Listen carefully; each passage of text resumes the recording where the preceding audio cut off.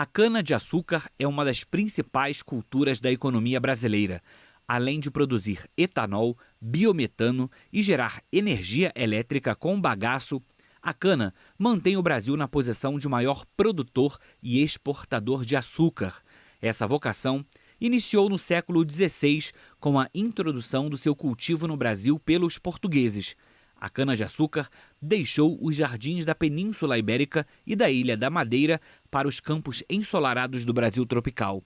Passar de jardim para grandes campos abertos exigiu muita inovação por parte dos lusitanos.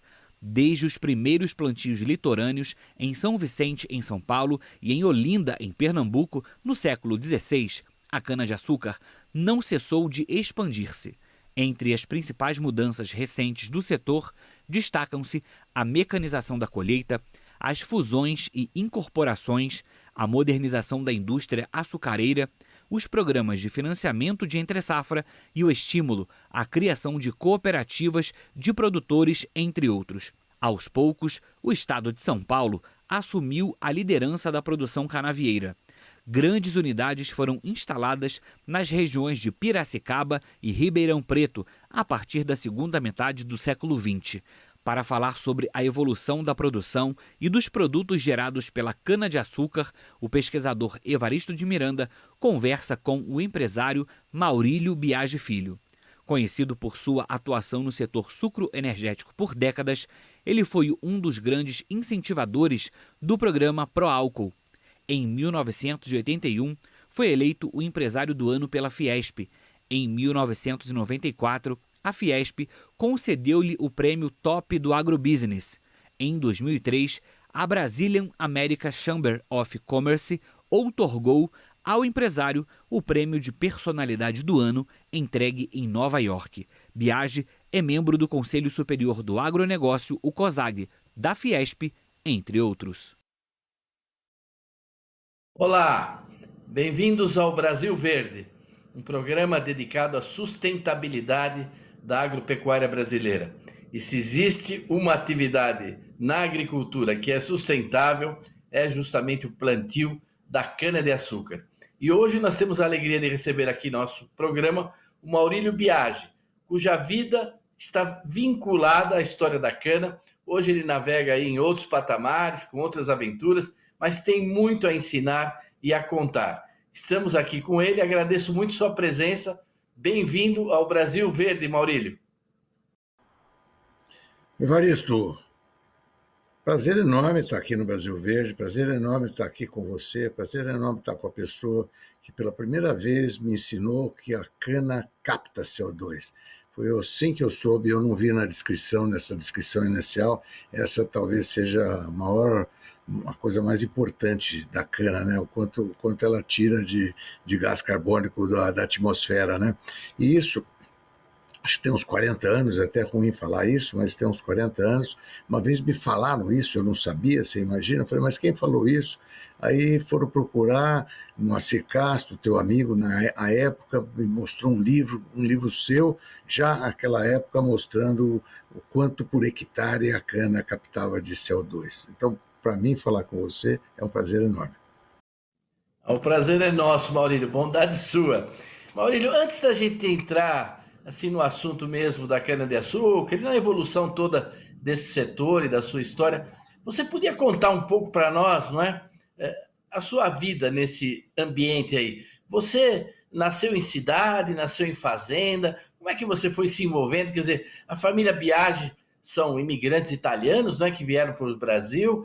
Dá para contar um pouquinho para o público aqui te conhecer um pouco a sua história? Olha, Evaristo, meu nono, né, já que nós estamos nos 150 anos comemorando os 150 anos da migração italiana, meu nono comprou uma usina, tinha uma usina na década de 1920, né, com a usina Barbacena. E lá ele, depois de toda aquela passagem de todos os italianos que primeiro são colonos, ele foi colono em 3 fazendas diferentes, em 3 lugares diferentes, depois começou com molaria, foi prosperando, até que em 1920 ele tinha uma usina, e vendeu essa usina em 1929, na crise do café. Antes da crise do café, você imagina então o que aconteceu, e eu Sou filho do Maurílio Biagi, óbvio, né, que é meu pai, que é quem tem que fez as bases de toda a nossa trajetória, né? Meu avô começou, meu bisavô praticamente, né? Não meu avô, meu bisavô, depois meu bisavô, meu pai, eu sou quarta geração, e meu maior legado, que eu acho que é o importante, o tempo passa muito rápido aqui, meu maior legado foi ter tido uma infância no meio da pobreza, na época em que eu comecei que eu nasci, cresci, estudei, fui numa escolinha mista, primeiro, segundo, terceiro ano, uma professora só para ensinar português, matemática, geografia, aquela coisa toda que você sabe, e não tinha água encanada, não tinha instalação sanitária, não tinha nada disso. E assim é que eu comecei estudando e convivendo com aquelas pessoas, porque na época nós não tínhamos transporte, quer dizer, não havia possibilidade de trazer trabalhadores de fora. Então, todo o pessoal que trabalhava na usina e na agricultura, em todas as áreas da empresa, tinha que ter gado, tinha que ter tudo, você tinha que tirar leite, você tinha que matar, você tinha que ter açúcar, você tinha que ter armazém, você tinha que ter tudo aquilo. Então, nessa época, essa convivência com isso, jogar futebol todo dia no gramado da usina, com os meninos da usina e tal, e com os filhos dos funcionários, foi para mim um privilégio enorme, enorme, enorme. Aí eu acho que me forjei, aprendi a ser gente. Eu acho que eu acho que eu consegui aprender com esse pessoal as dificuldades, como é que as coisas são, como é que as coisas acontecem efetivamente. Então isso foi. E depois eu, obviamente, comecei a trabalhar muito cedo. Eu tive discussões muito sérias com meu pai, que eu queria trabalhar, ele queria que eu estudasse mais do que eu já tinha estudado, e depois então eu combinei com ele, continuei estudando à noite, trabalhando durante o dia. Então, começando cedo, eu aprendi muito, aprendi com ele, aprendi trabalhando, e foi uma trajetória muito rápida, né? Porque apesar de tantos anos, o tempo passa muito rápido. E fui aprendendo e fui executando, né? E deu certo. Meu pai morreu em 78. Quando ele morreu, eu e meu irmão, que é o Luiz Biagi, nós já tínhamos os negócios na mão, então continuamos e expandimos os negócios, e foi tudo muito bem, Evaristo. Pois é, nessa época já estava, então, você já tinha uma participação no programa do álcool, né? O álcool combustível foi nessa década de 70 que você teve uma participação nessa grande inovação, não foi?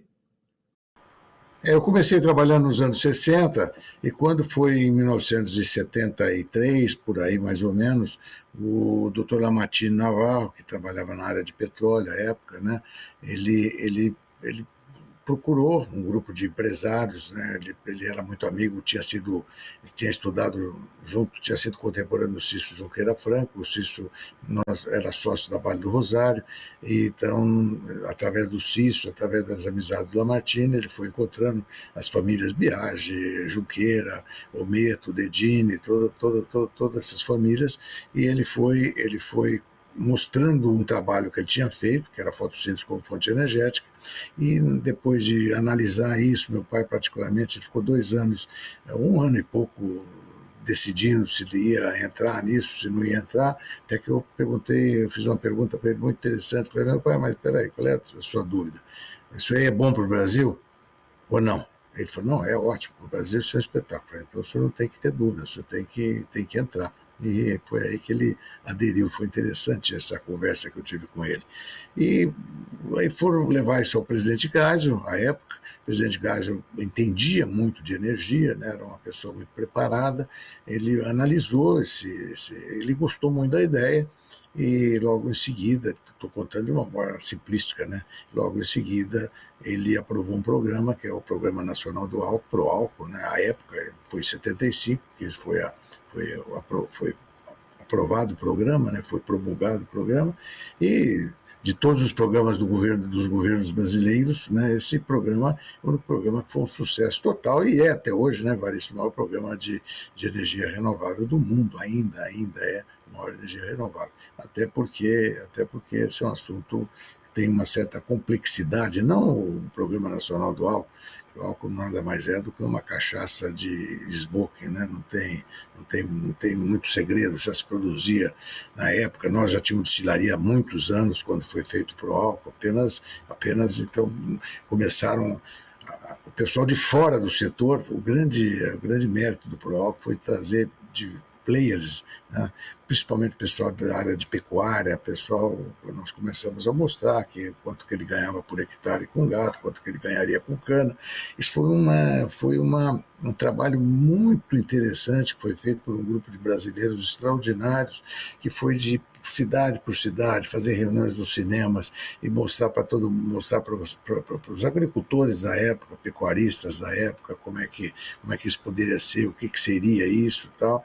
E foi um momento que me traz uma recordação muito boa, porque é tanta gente que participou disso, tanta gente excelente, tanta gente que eram efetivamente brasileiros, porque isso criou uma comoção, Evaristo, criou uma comoção, não sei se você se lembra disso, criou uma comoção, porque as pessoas começaram a enxergar que com a crise do petróleo, então houve todo aquele posto fechado aos fins de semana, um certo racionamento, o mundo inteiro passando por uma situação. Foi a primeira vez que se fez um cartel de um produto, um gênero de primeira necessidade, vamos chamar assim, que era o petróleo, formando um cartel, tanto racionando, tanto diminuindo, controlando, vamos dizer assim, a produção, né, que até então isso nunca tinha acontecido, como controlando o preço, né, passou de $1, que era, o petróleo chegou a ser vendido a 50 centavos de dólar o barril.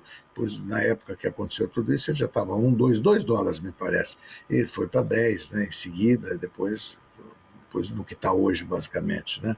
Aos poucos, né? 15, 20, 30, 40, 50, e foi embora. Então, isso aí causou um trauma no mundo, né? Foi traumático, não foi no Brasil, foi no mundo. E o Brasil foi um país que realmente trouxe uma solução cabocla, uma solução feita aqui no Brasil, tanto é que o mundo ficou espantado, né, Evaristo? Todos os ministros, todos os secretários, todo o pessoal envolvido em energia do mundo teve aqui no Brasil, e teve especificamente aqui nessa nossa região, porque eles não acreditavam, ver o que acontecia, o que não acontecia, quantos presidentes de indústria automobilística.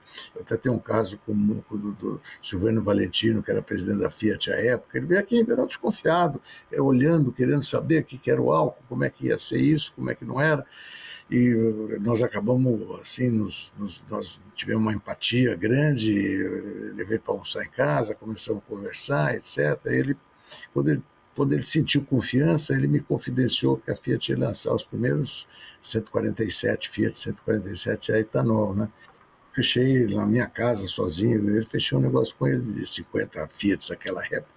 Porque aí ele falou, mas não posso te vender. Eu falei, como o senhor não pode vender? O senhor é presidente da companhia? Ele falou, não, eu não posso, eu não sei qual é o preço ainda, né, do carro. Eu falei, mas o senhor não tem importância nenhuma, eu tenho total confiança, eu sei que o senhor vai ser super criterioso E fechamos, assim que fechamos, sem preço em aberto. Depois ele fez o preço, depois eu vi que ele tinha feito um preço até com muita gentileza, né? E assim, Evaristo, as coisas foram acontecendo, uma atrás da outra, as melhorias. Naquela época, meu irmão que trabalhava na Zanini saiu pelo mundo, aí meu irmão e toda uma equipe de diretores, e gerentes e presidentes que a companhia tinha, foram pelo mundo inteiro, trouxeram mais de 40 tecnologias diferentes, das quais a maioria delas está por aí, né? Ou seja, fizemos joint ventures para trazer novas tecnologias, porque o pessoal tinha fundado a Zanini lá atrás, e a Zanini tinha 0 de market share, e a Dedinho tinha 100% de market share, né? Depois, lá na frente, quando fui para a Zanini, promovi a fusão das duas companhias e tal. Mas é incrível, Evaristo, a gente tem conversa aqui, eu estou me contendo aqui, porque eu estou até misturando as coisas, porque é muita coisa que tem para comentar. Mas, Maurílio, vou deixar para você perguntar, mais fácil para mim. Não, eu acho que essa história foi extraordinária, muita gente desconhece isso. Nós vamos fazer um pequeno intervalo, que nós estamos já no meio do programa, e vamos voltar para a segunda parte, onde você pode continuar essa história e pode falar dos desenvolvimentos recentes, não é? Que você promoveu, enfim, aquilo que você achar importante nessa história. Vamos chegar nos dias de hoje, porque nos dias de hoje nós temos muita novidade acontecendo e realmente é uma energia do futuro. Um minutinho e a gente volta já com Maurílio Biagi.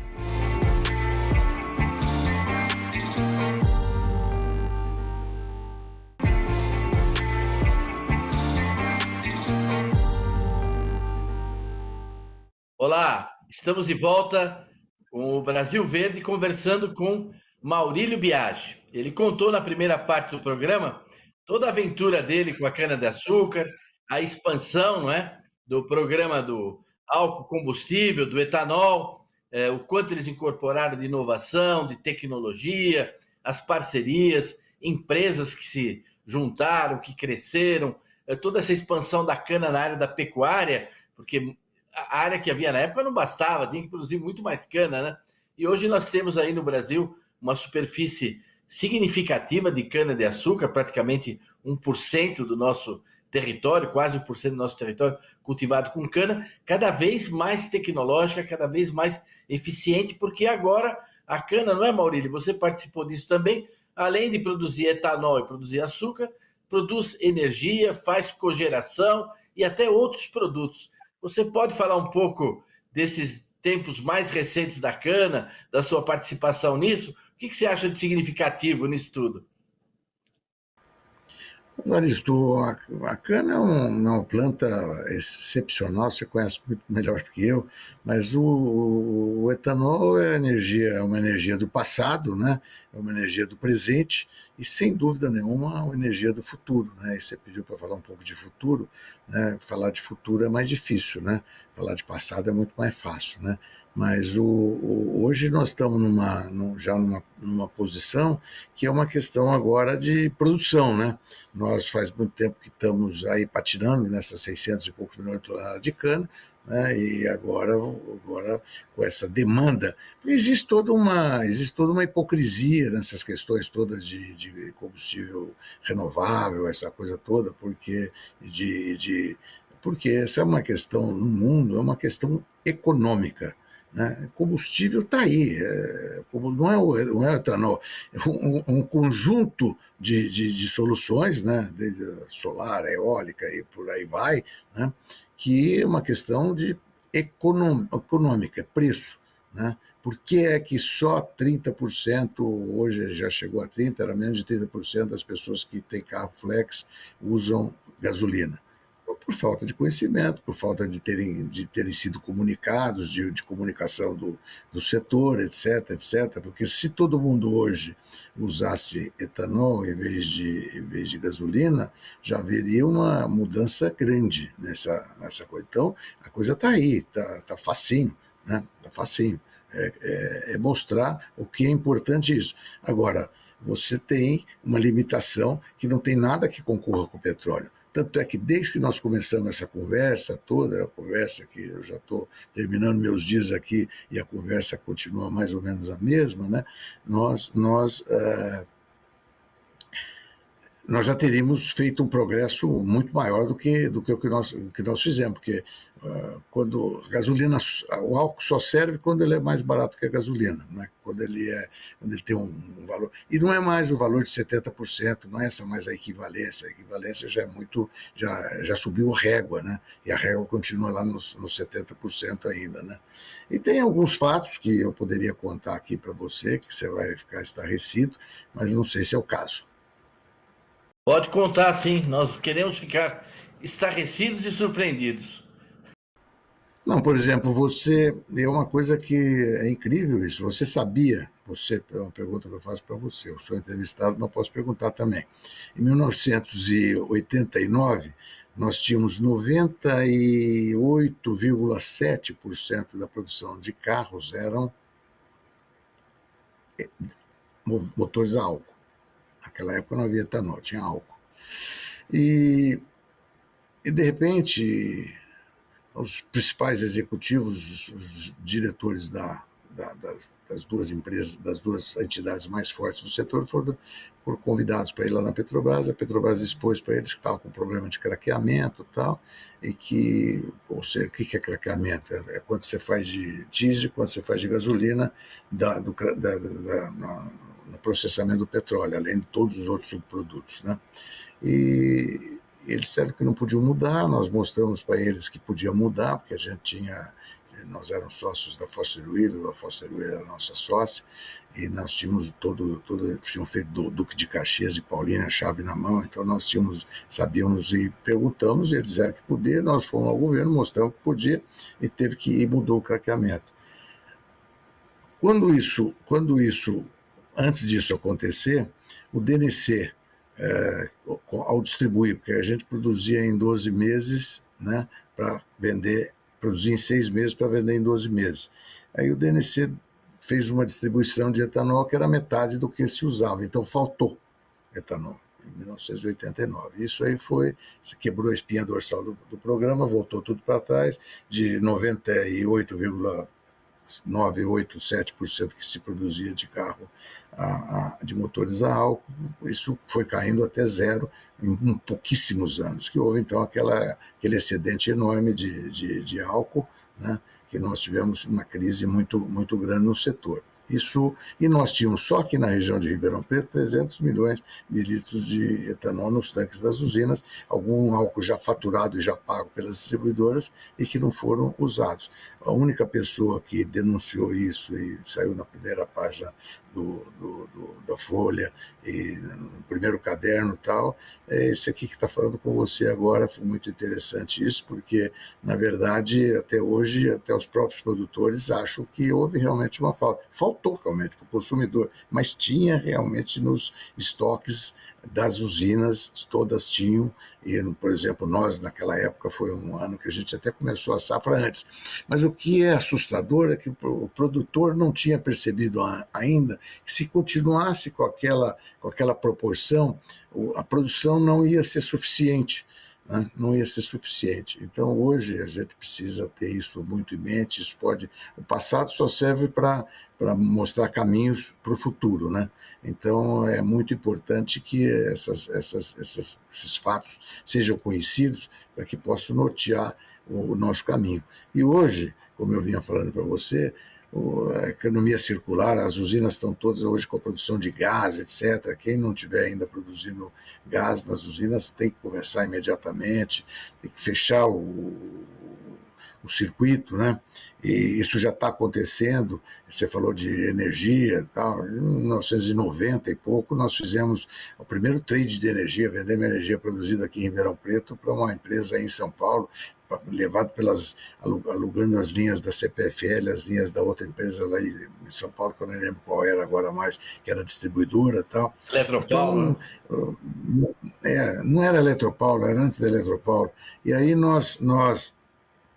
a autogeração a gente tem desde 1970 e 50 e 60, vai. Desde alto 60, depois cogeração, a gente sempre fez mistura, quando chegava caminhão de gasolina para jogar no tanque da usina, despejava a gasolina antes do pró-álcool, ia lá no tanque e pegava 30% a mais, o valor correspondente a 30% do volume que despejou no tanque, levava lá e despejava no tanque. Né? Já se fazia tudo isso. Então, essas coisas a gente fez muito precocemente, né? Muito precocemente. Eu me lembro quando o general Osiel, que era o presidente do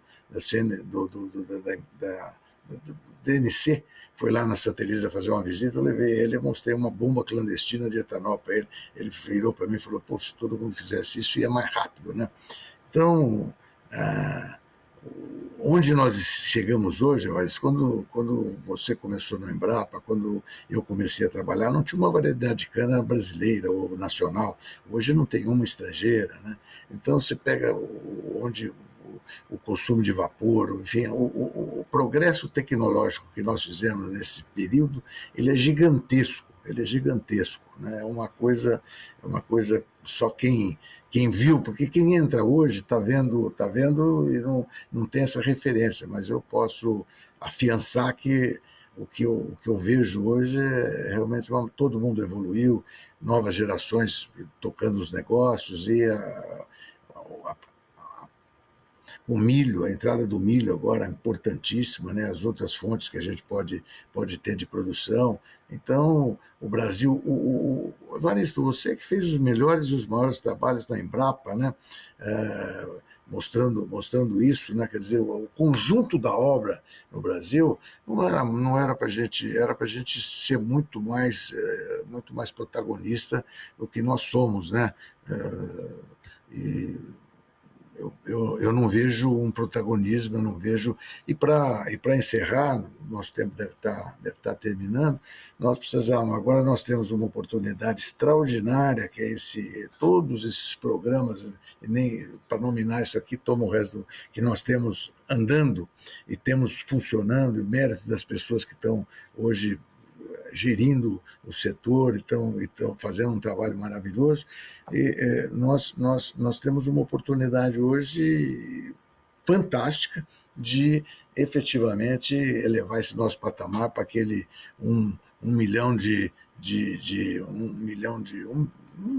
toneladas de 1 bilhão de toneladas, nós estamos em 600 e poucos milhões de toneladas de cana, que é uma meta já antiga, que agora, isso com milho e tal, as áreas vão ser tão grande quanto, mas o Brasil tem condições de fazer e o mundo precisa disso, né? Agora, precisa equacionar, fazer mais ou menos, como no começo do programa eu falei, você criar um